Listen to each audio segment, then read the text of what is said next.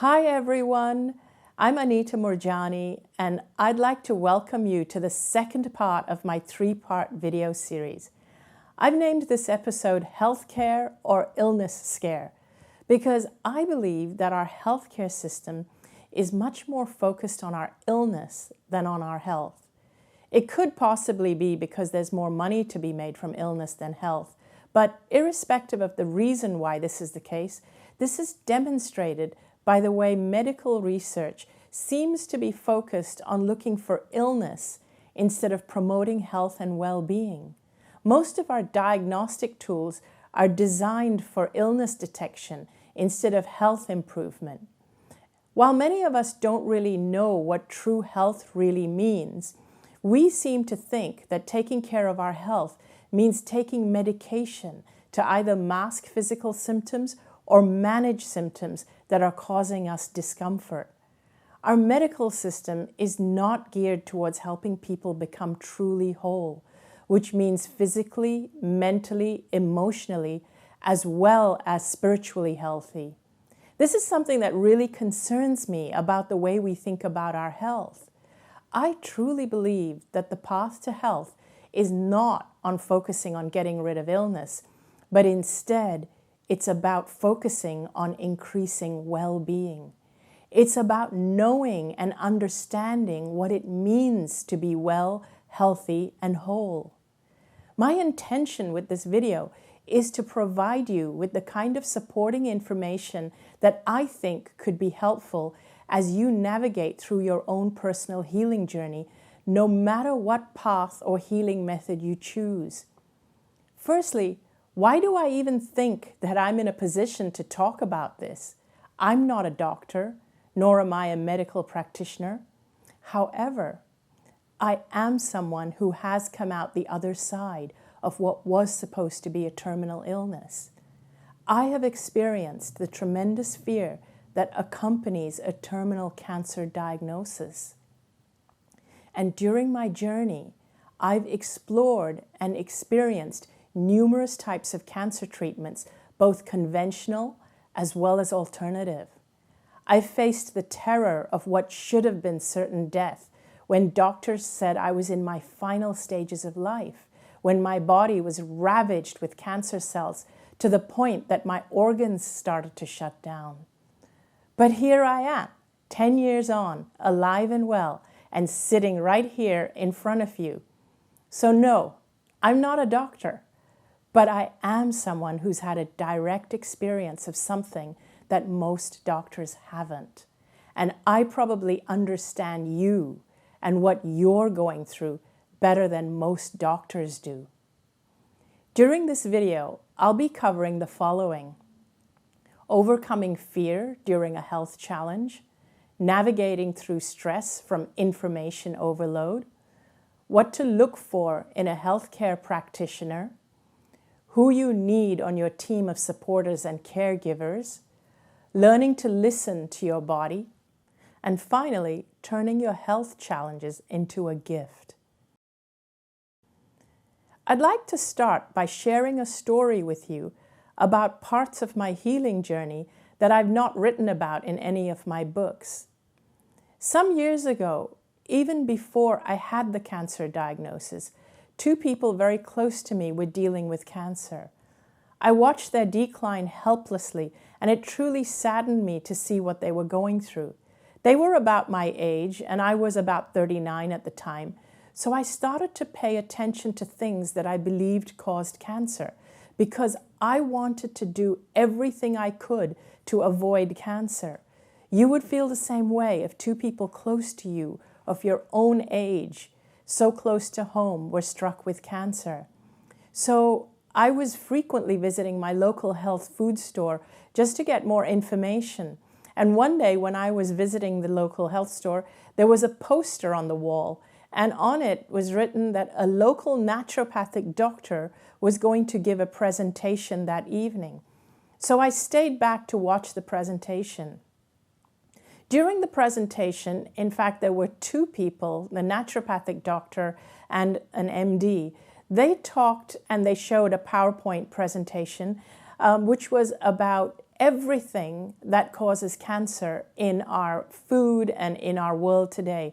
And they covered everything from pesticides, the pesticides in the foods, the vegetables we eat, the hormones in our meat, GMOs in our vegetables, lead in our water, fluoride, and so on and so on.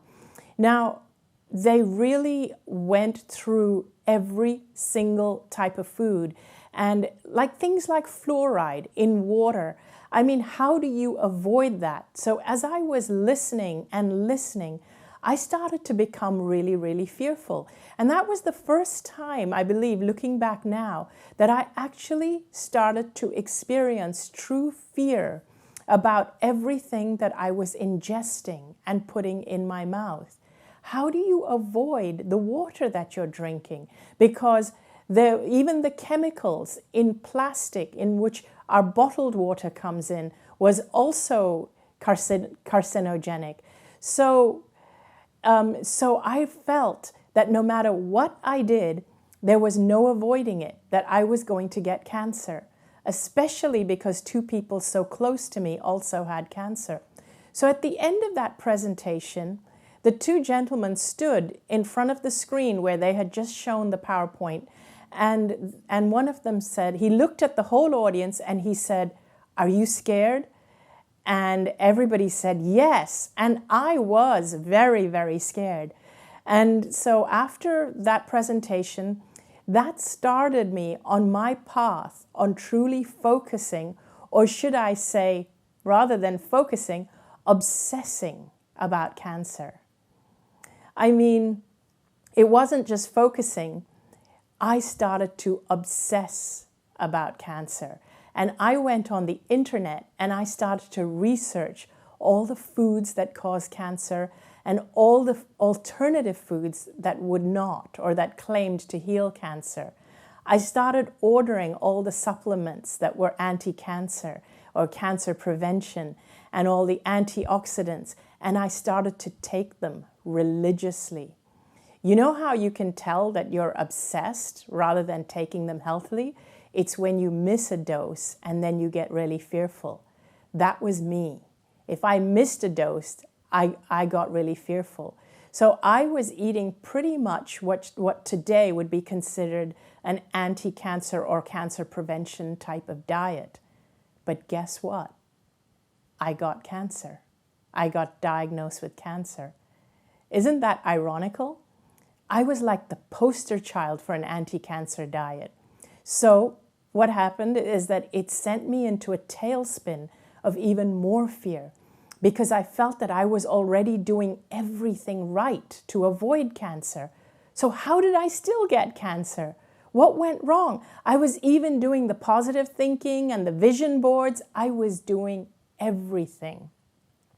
Now I want to say here, I want to sort of like hit a pause button and say here that of course good nutrition and healthy lifestyle is important. It's important if you want to have good health.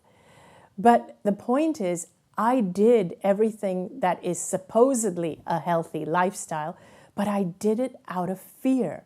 I obsessed about my health, and that is not healthy. Obsessing about your health, living from a place of fear every moment, putting mouthfuls of fear in your mouth with every mouthful of food, that is not healthy. So I was not obsessing about my health. More accurately, I was obsessed about cancer. When we obsess over our health and we believe that most of the foods we put into our mouths causes disease, we are sending the message to our own brain that our bodies don't have the wisdom to take care of itself, that our bodies don't even have the wisdom to process the food that we're eating and to heal.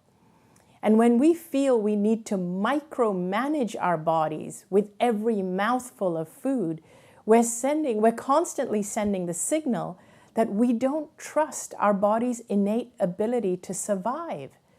When we treat every meal with fear and interpret it like a survival issue, our bodies go into fight or flight at every meal. And this is a very stressful situation to be in for our whole being. And being in fight or flight all day, every day, for every meal, every time you're making choices from that menu or in that grocery store, in that stressful situation of what can I eat, what can't I eat, doing that all the time actually depletes our immune system. So the first thing I would suggest is to change the narrative.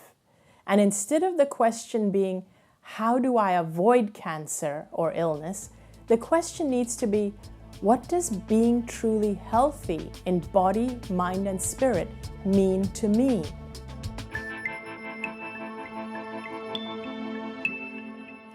Being truly healthy in body, mind, and spirit means loving myself and doing things out of love instead of fear. This means when I eat healthy foods, I'm eating them because I love my life. I want to be healthy, and I want to be around for a long time. Cancer doesn't even come into this equation and has nothing to do with my food choices. I just make my choices out of love. It also doesn't help that in today's information age, there's a glut of information and misinformation available on the internet, and so much of it contradicts each other. On any given day, you could find everyone advocating something as being great for you because everyone who eats it doesn't get cancer. And then a few months later, have you noticed that it's all over the internet that this same product contains components that causes cancer by having carcinogens or mimicking your hormones or something like that? This is a big reason why I rarely, if ever, talk about the relationship between food and healing. In other words, I don't advocate any type of food as something that is necessary for your healing or any type of food that needs to be avoided, because I don't want to add to the confusion that is already out there. Because I know firsthand that it can be really fearful when dealing with an illness, while at the same time navigating through all that information, while believing that if you eat the wrong thing, it could be disastrous to your health. I know what it feels like, and because I've been there. So here's what I want to say to you. If you're going through the stress of what to eat, what not to eat, and you're confused, first thing, relax. Just relax and stop worrying about the food. Enjoy your food. That is really important. To me, it is just so important that you enjoy what you eat. Feeling relaxed and happy and contented is much more important to your health than trying to eat healthy food. Eat good, clean, whole foods, but if you feel like a piece of chocolate or dessert, go for it. Sometimes you'll be out with your friends and you will end up eating something that's not considered healthy, but relax. Your body can handle it. There's really nothing like sitting with close friends and loved ones and enjoying a good meal with love and laughter, and that's far more healing than any kind of diet. Another thing I want to mention is that when we obsess over what we're ingesting, it keeps us purely focused on the physical. This neglects a huge part of the gift of the healing journey.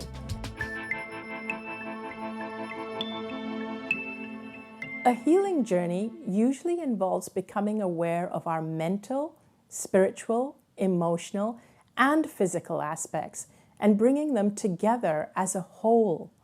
All of these aspects contribute equally, if not more, to our well-being. I still feel that most healthcare practitioners feel more comfortable only manipulating the physical while neglecting its direct relationship with our emotional, mental, and spiritual well-being. All these aspects are interrelated and overlap into every area of our lives. Only addressing the physical aspect would be like only doing body work on a car that has a faulty engine and then wondering why it's not functioning properly.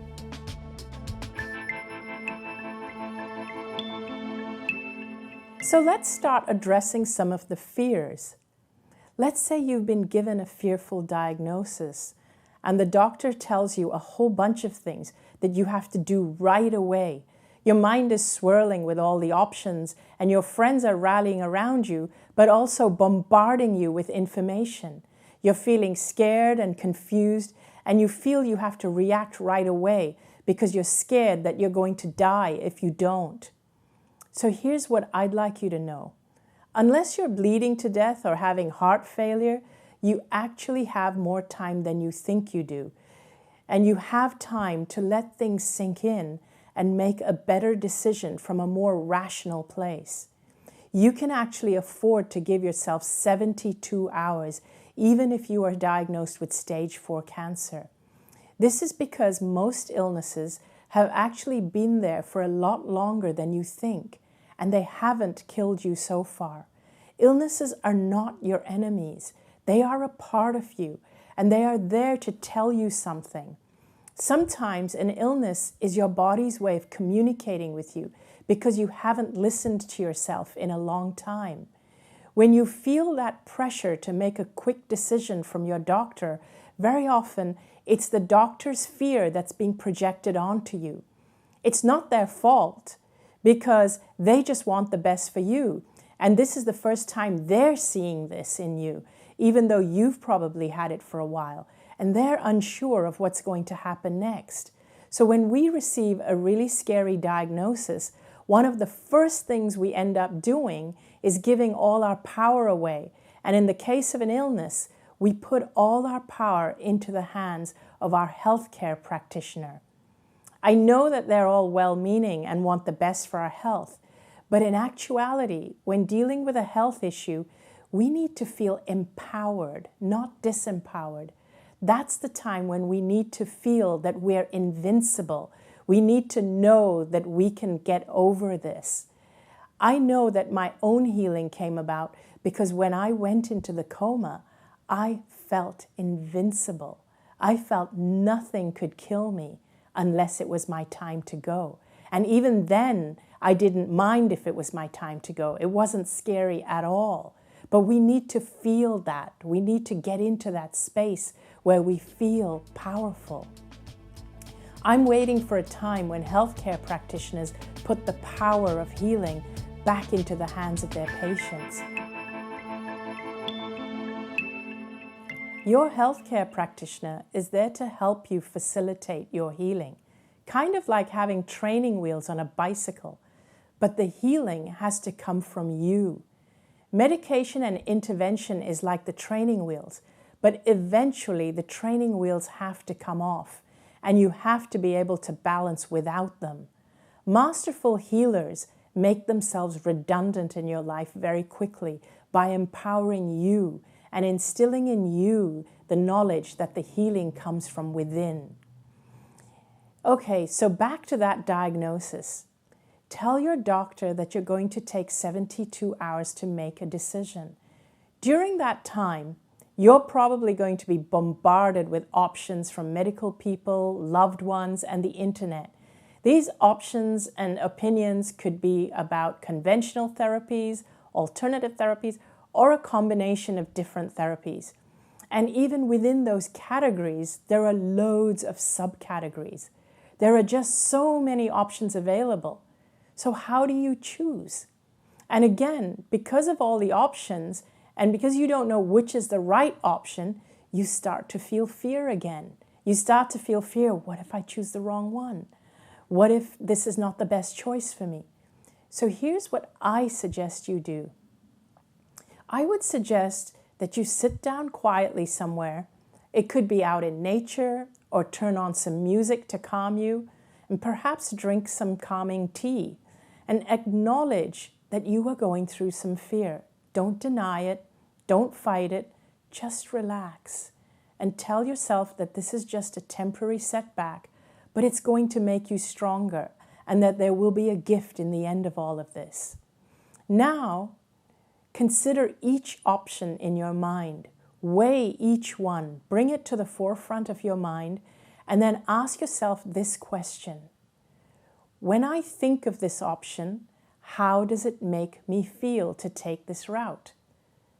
And do this with every kind of option that you have at your disposal. Ask yourself, how does it make me feel? Does it make me feel empowered, or does it make me feel weak and fearful? If one of the options for treatment makes you feel weak and fearful, if it were me, I would remove that one from the list. To me, it's more important that you feel strong and invincible through this journey. So really check in on your feelings as you think of that course of treatment. And it could be immunotherapy, it could be a cancer treatment center in Mexico, or even plain old conventional chemotherapy and radiation. Really, just look at all the options in your sphere of consciousness and look at all the ones being made available to you. And don't rule anything out as you test them against your feelings. Don't worry about what people are saying. And most of all, just know that the choice is your choice, and the choice should make you feel empowered and comfortable.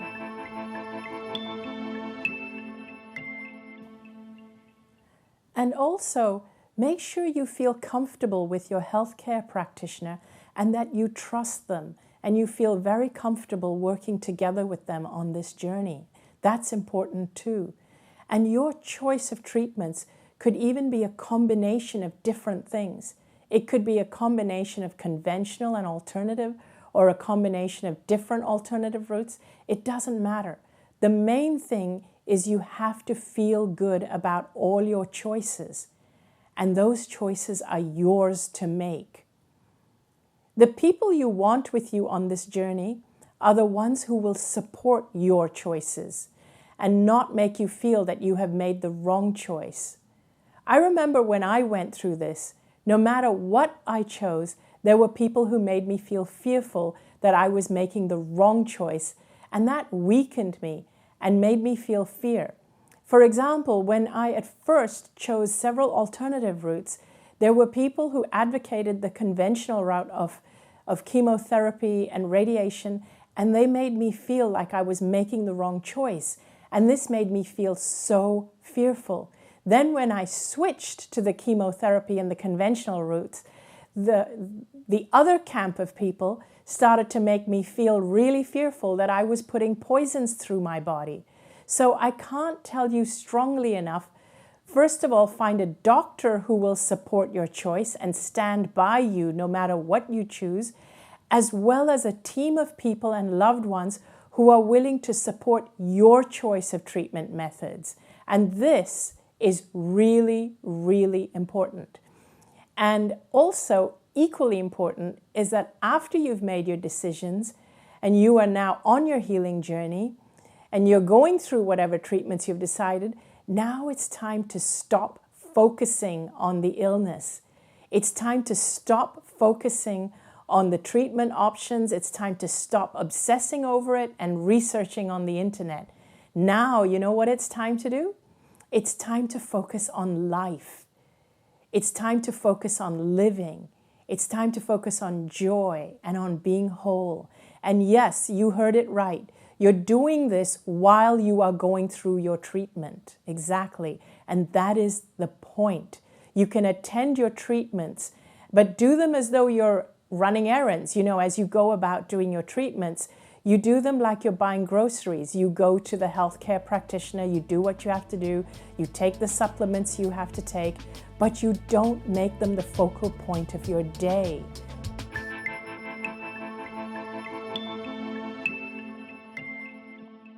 Here's what I would like to propose you do instead. Don't obsess about the illness. Stop researching them and the treatments on the internet. Number one, I would like you to try going on an information fast.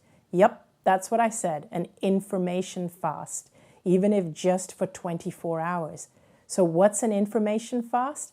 An information fast means not taking in any new information for at least the next 24 hours. This means not reading or researching any information related to health and food on the internet or anywhere. None. N-O-N-E, none. It means not clicking on the links that show up on Facebook. You know those links that say, 5 things you mustn't eat because they cause cancer or because they cause belly button fluff, or the 3 common foods that are messing with your hormones or giving you bad hair days. You know those links. None. Don't click on any. Resist, even if it's for 24 hours, but the longer the better. Number 2, find time every day to be by yourself, whether it's in meditation or go for a walk alone or listen to music. It's not important what it is, but something that doesn't require you to be engaging your mind, somewhere where you can just relax your mind. But before you start your walk or your meditation, or it could even be art or painting. You could be following one of your hobbies, which you just love to do, which it just puts you in this beautiful meditative state. So before you start whatever it is you're going to do, I'd like you to ask yourself some questions that are relevant to you. And these could be questions like, what is my body trying to tell me? Or, what am I not paying attention to right now? Or, what does my body need right now? These are just some examples, but you can come up with your own and then just let the questions go. Just let them go as you go on your walk or listen to your music or do your art. And ask yourself the questions before you start any of these projects. And another one is, what would be good for me in every way? And then remember, just let it go. Don't ponder it. And now just go and do your thing. Go sit by the ocean or whatever. And then see what comes up for you. There may be things that you never thought of, because you might actually be surprised. So don't force anything, but just later on look back and just look at the thoughts that come up. Or while you're sitting there gazing at the ocean, you might suddenly notice these thoughts that come up. And the kind of thoughts might be things like maybe things you've been putting off, like insecurities, or maybe you've been having relationship issues and you have been putting it off, or you haven't been wanting to face those issues. Maybe your relationship is abusive and you've not wanted to admit it, or something like that. And it'll turn out, chances are it'll turn out that food and illness and medication actually probably has nothing to do with it. But observe the things that are coming up for you.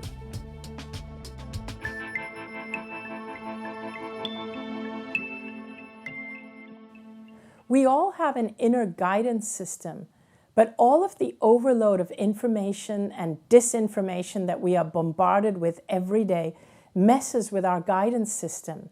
So our guidance system has no room to get a word in edgeways. So an information fast creates room, and owning our own power allows our body to express the solutions that it needs to heal.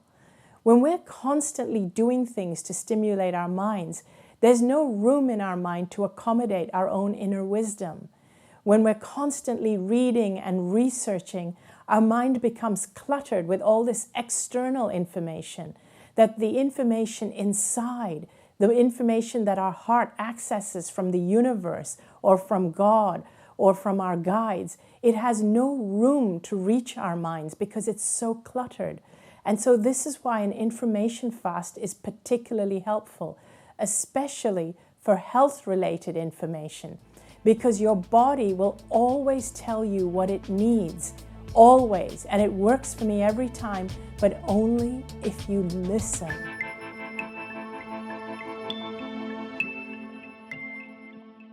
On a less dramatic note, some months ago, I tried going vegetarian and was doing everything that I thought was healthy as per the books. But because recently my life has become more and more hectic, I was feeling tired all the time, and I was constantly getting sore throats and colds, especially after a long flight. And then I was doing these full-day events. So I thought I'd try detoxing, and I went vegetarian, and I would take all these supplements and drink more juices, and I was eating what I thought would give me more energy, all clean, plant-based foods. I thought I was cleaning up my diet, but nothing was working. My energy levels continued to plummet, and I was feeling tired and sluggish all the time. So I went on an information fast, and I took myself for a walk by the ocean, and I'd gone about 24 hours with no research, no internet. I stopped looking up everything about plant-based foods and how to increase my energy, and I just turned inward, and I asked myself the question, what does my body need right now to have more energy? And as I was walking, and I just let go of the question, and I just started walking, but my mind started flashing pictures of eggs and fish and even chicken. And then I soon realized that my body was protein deprived. Even though I was taking a protein shake every morning and eating lentils, my body was still protein deprived. I realized that because of all the travel and speaking and seeing people, I was using a lot of energy.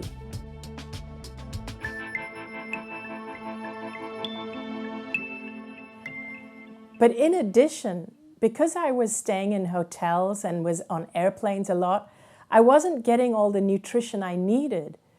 So I went home and I started right away.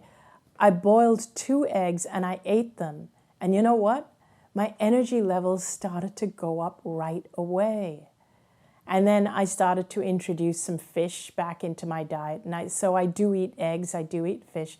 But interestingly, that was a little over a year ago. And since I started doing that, my sore throats and colds and everything has decreased quite considerably. But it's important not to be judgmental about the information that comes in and to trust it. And although I'm not a huge meat eater, I'm not a big fan of meat, but I have no judgment towards people who do because I, for one, do seem to need it. But if you are a strict vegetarian and if it repulses you to eat animal flesh, you probably won't get an image of animals coming up if you were to do exactly this exercise. What will come up for you is what your body and soul know deeply what you need, and you will resonate with it. It will feel right for you, so trust it.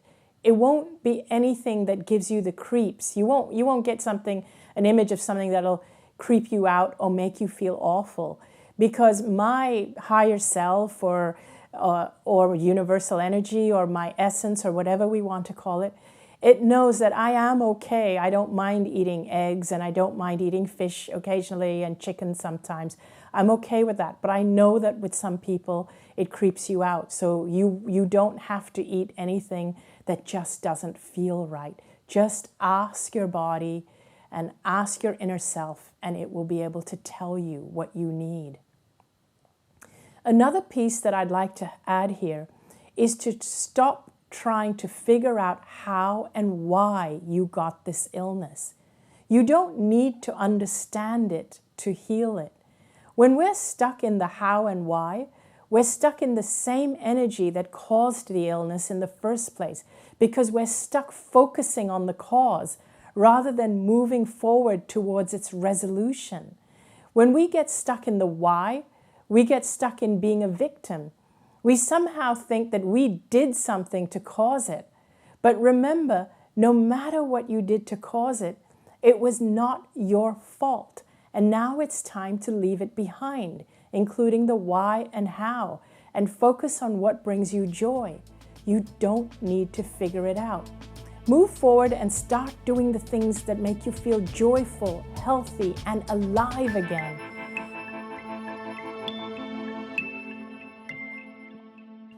I've noticed that especially those of us who are into spiritual growth and who are spiritual seekers, we're usually the toughest on ourselves about these things. And we go round and round in circles in our heads, trying to figure out why and how could I have done this to myself. When I read so much, I go to so many courses and so on, we start questioning ourselves. What did I miss? What did I do wrong? What haven't I read? Why didn't I get this? Why am I still getting sick? So my suggestion to you is forget all about all of that, because that is exactly what keeps you stuck in the energy of what caused it. And it keeps you stuck in fear and judgment. instead of focusing on how and why it happened, take it as an opportunity to get to know yourself. Ask yourself questions like this. Who would I love to spend more time with? And then when the answer comes to you, go and connect with them. Another question is, what have I always wanted to do but never had time? Now go and do it. Ask yourself, what brings me joy?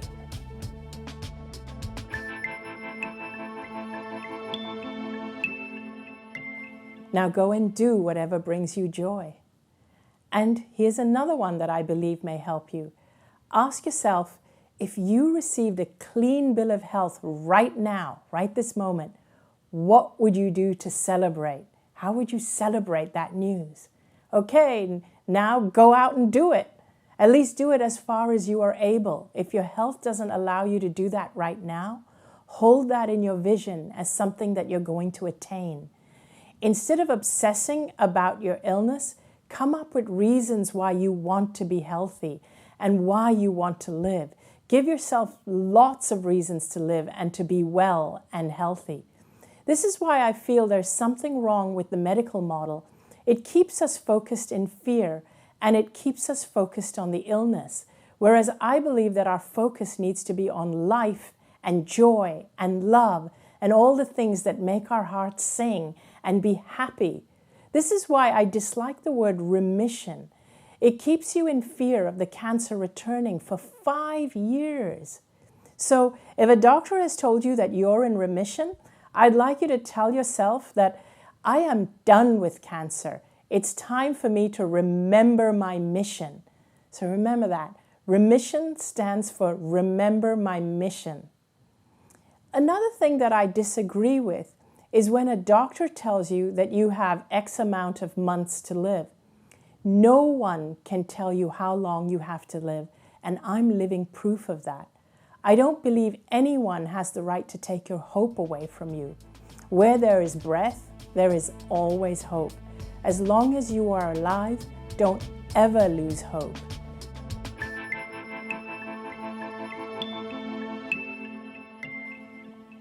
Today, I want you to make a commitment to yourself that you are going to do something joyful, loving, and fun for yourself. Don't focus on health and no information research. Allow your body to communicate with you and it will tell you what it needs in order to heal. Whether it's meditation, food, quiet time, relationship changes, whatever it is, it will come to you. Trust in yourself and your body's wisdom. Thank you so much. And until next time, I wish you joy and wonderful health.